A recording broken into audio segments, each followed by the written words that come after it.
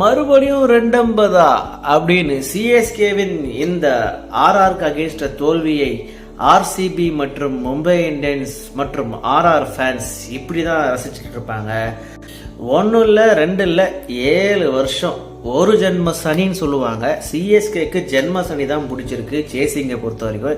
7 வருஷமா வந்துட்டு CSK 180+ runs chase பண்ணவே இல்லை. ஐ திங்க் நான் லாஸ்ட் வீடியோவே உங்களுக்கு சொல்லியிருந்தேன், சிஎஸ்கே 180+ ரன்ஸ் சேஸ் பண்றது ரொம்ப கஷ்டம்னு சொல்லியிருந்தேன். ஏன்னா அவங்க சேசிங் கெப்பாசிட்டி ரொம்ப குறைஞ்சிடுச்சு.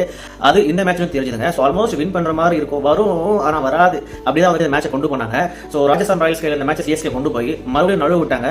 கையில் இருக்கிற மேட்சை வந்துட்டு அவங்க வந்துட்டு ப்ராப்பராக எக்ஸிக்யூட் பண்ணவே இல்லை. அதுக்கு முக்கியமான காரணம் வந்து கேச்சஸ் வின்ஸ் மேட்சஸ் சொல்லுவாங்க. லாஸ்ட் டைம் அந்த கேச்சஸ்னால தான் வந்து சிஎஸ்கே தோத்துச்சு. ஆனா அதே கேச்சஸ்னால தான் இந்த வாட்டி ராஜஸ்தான் ராயல்ஸ் ஜெயிச்சிட்டாங்க. செம்ம கேட்சுங்க. ரியன் பராக் ஹிட்மேர் அண்டர் பிரஷர்ல வந்து பாத்தீங்கன்னா அந்த கேட்சை வந்து டிராப் பண்ணாம பிடிச்சாங்க. Hats off to Rajasthan royals fielding. கெத்துராஜா இருந்த நம்ம ருத்ராஜ் ஆயிட்டாரு இந்த மேட்ச்ல. சோ ருத்ராஜ் அடிச்சா மட்டும் தான் சிஎஸ்கே வின் பண்ற நிலைமை இருக்கு. சோ ருத்ராஜ் அவுட் ஆயிட்டாரு. ஆப்வியஸ்லி இந்த சிஎஸ்கே முடிக்க முடியாதுதான் நான் ஃபீல் பண்ணேன். அதே மாதிரி தான் நடந்தது. ஆனா சிஎஸ்கே ஃபேன்ஸ் வந்து பாத்தீங்கன்னா தோனி இருக்காரு முடிச்சிருவாரு அப்படி சொல்லிட்டு கனவு கோட்டையில் இருந்திருப்பாங்க. அந்த கனவுல நனவு ஆகாம போயிட்டு இருக்கோம். பாவம் நைட் எல்லாம் தூக்கம் இருந்திருக்காரு சிஎஸ்கே ஃபேன்ஸ்க்கு. மேபி அடுத்த மேட்ச் அவங்க ட்ரை பண்ணலாம். சிஎஸ்கே ஸ்கிரிப்ட்ல இருந்து வெளில வந்து ப்ராப்பரா மேட்ச் விளையாடுனாங்கன்னா கண்டிப்பா வந்துட்டு எக்ஸிக்யூட் பண்ணலாம். கமெண்ட்ரி பண்றவங்க வந்துட்டு ஏன் நடுநிலையா பேசவே மாட்டாங்க தெரியல. எப்ப பார்த்தாலும் சிஎஸ்கே சொம்படிக்கிறாங்க. ஸோ அப்பதான் வனிந்து ஹசரங்க பால்ல வந்துட்டு 6 அடிக்கிறாரு. ஸோ இந்த பேர் என்னப்பா புஷ்பா புஷ் நைட் அப்படின்னாங்க. ஆனா வந்து ஹசரங்க மறுபடியும் வந்து புஷ்பா ஹசிரங்காடா அப்படின்னு சொல்லி மாத்தி காட்டினாரு.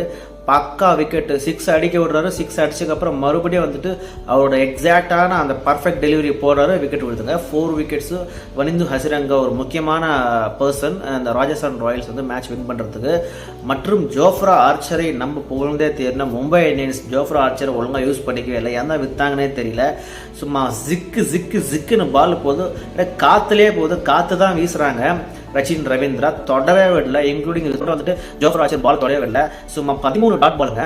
போறதே 24 பால். அதில் 13 டாட் பால் ஜோஃப்ரா ஆர்ச்சர் வேற லெவல் வச்சு கண்டினியூஸா 3 ஓவர் போட்டாங்க. லாஸ்ட்ல வச்சாங்க பாருங்க twist.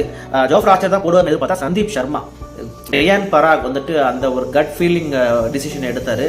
Sandeep Sharma slow delivery போடுவாரு, அந்த அளவுக்கு பேஸ் இல்லை.